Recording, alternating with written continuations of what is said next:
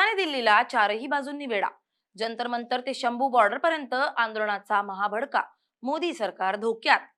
राजधानी दिल्लीत आणि दिल्लीच्या सीमांवर सध्या अत्यंत तणावपूर्ण परिस्थिती निर्माण झाली आहे. राजकीय, सामाजिक आणि आर्थिक मुद्द्यांवरून देशातील विविध घटक एकाच वेळी आक्रमक झाल्यामुळे दिल्लीला चारही बाजूंनी आंदोलनाचा वेढा पडलाय. जंतर मंतरवर विद्यार्थ्यांचा आक्रोश, पंतप्रधानांच्या निवासस्थानाबाहेर प्रमुख विरोधी पक्षाचा ठिय्या, संसदेत विरोधकांचा हल्लाबोल आणि राजधानीच्या वेशीवर शेतकऱ्यांची धडक. यामुळे देशाचं सत्ता केंद्र राजधानी दिल्लीचं तख्त हादरलाय. यावरच आपण या व्हिडिओमधून पाहणार आहोत. राजधानी दिल्लीला चारही बाजूंनी वेढा, जंतर मंतर ते शंभू बॉर्डर पर्यंत आणि गल्लीपासून दिल्लीपर्यंत कसा पेटलाय आंदोलनाचा महाभडका. नमस्कार, मी स्नेहल चौधरी. आपण पाहतात LS मराठी. दिल्लीचं ऐतिहासिक आंदोलन स्थळ असलेल्या जंतर मंतरवर कॉक्रोच जनता पार्टीचे हजारो लाखो तरुण विद्यार्थी रस्त्यावर उतरलेत. नीट आणि इतर परीक्षांमध्ये झालेल्या महाघोटाळ्याची आणि पेपर फुटीची निष्पक्ष चौकशी व्हावी. केंद्रीय शिक्षण मंत्री धर्मेंद्र प्रधान यांनी नैतिक जबाबदारी स्वीकारून तात्काळ राजीनामा द्यावा. या मुख्य मागण्यांसाठी हे आंदोलन गेल्या अनेक दिवसांपासून सुरू आहे. मात्र कालपासून या आंदोलनाला हिंसक वळण मिळालंय. दिल्ली पोलिसांनी बळाचा वापर केला. पोलिसांनी केलेल्या अमानुष लाठीमारात आणि अश्रुधुराच्या नळकांडांच्या मारात अनेक विद्यार्थी गंभीर जखमी झाले. या घटनेनंतर संपूर्ण देशभरात तणाव वाढला.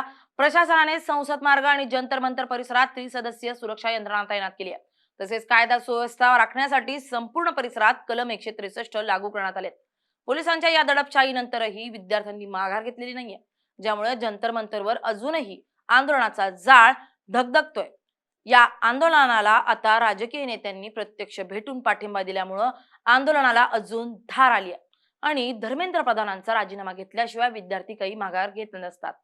इकडे CJPचं आंदोलन सुरू असतानाच दुसरीकडे पंतप्रधान निवासस्थानाबाहेर काँग्रेसचे ठिय्या आंदोलन होत आहे. जंतर मंतरवर शांततापूर्ण आंदोलन करणाऱ्या विद्यार्थ्यांवर झालेल्या लाठीमाराचे तीव्र पडसाद राजकीय वर्तुळात उमटले आहेत. लोकसभेतील विरोधी पक्षनेते राहुल गांधी, काँग्रेस अध्यक्ष मल्लिकार्जुन खरगे आणि प्रियंका गांधी, अखिलेश यादव या नेत्यांनी आणि कार्यकर्त्यांनी थेट पंतप्रधानांच्या निवासस्थानाबाहेर धडक दिली आहे. सुरक्षेचे कडे तोडत काँग्रेस नेत्यांनी पंतप्रधानांच्या घरासमोरील रस्त्यावरच ठिय्या आंदोलन सुरू केलंय. विद्यार्थ्यांवर लाठ्या चालवणारे सरकार हुकुमशाही चालवत आहे असा आरोप राहुल गांधींनी केलाय. पंतप्रधान नरेंद्र मोदी यांनी स्वतः समोर येऊन विद्यार्थ्यांची माफी मागावी आणि शिक्षण मंत्र्यांची हकालपट्टी करावी. या मागणीवर काँग्रेस ठाम आहे. अतिसुरक्षित मानल्या जाणाऱ्या पंतप्रधान निवासस्थानाबाहेर अशा प्रकारे थेट आंदोलन झाल्यामुळे दिल्ली पोलिसांची मोठी धावपळ उडाली असून संपूर्ण ल्युटियन्स दिल्लीला छावणीचं स्वरूप आलंय. राहुल गांधी, प्रियंका गांधी, अखिलेश यादव आणि काँग्रेसच्या अनेक नेत्यांना पोलिसांनी ताब्यात घेतलंय. दिल्ली शहराच्या आत विद्यार्थी आणि राजकीय पक्ष आक्रमक असतानाच दिल्लीच्या वेशीवर म्हणजेच पंजाब आणि हरियाणाला जोडणाऱ्या शंभू बॉर्डरवर पुन्हा एकदा शेतकऱ्यांचं वादळ येऊन धडकलंय. भारत आणि अमेरिका यांच्यात होऊ घातलेल्या प्रस्तावित द्विपक्षीय व्यापार कराराला शेतकऱ्यांनी कडाडून विरोध केलाय. देश बचाव मोर्चाच्या बॅनरखाली पंजाबमधील हजारो शेतकरी ट्रॅक्टर आणि रेशनसह दिल्लीच्या किसान घाट येथे महापंचायत घेण्यासाठी पोहोचलेत.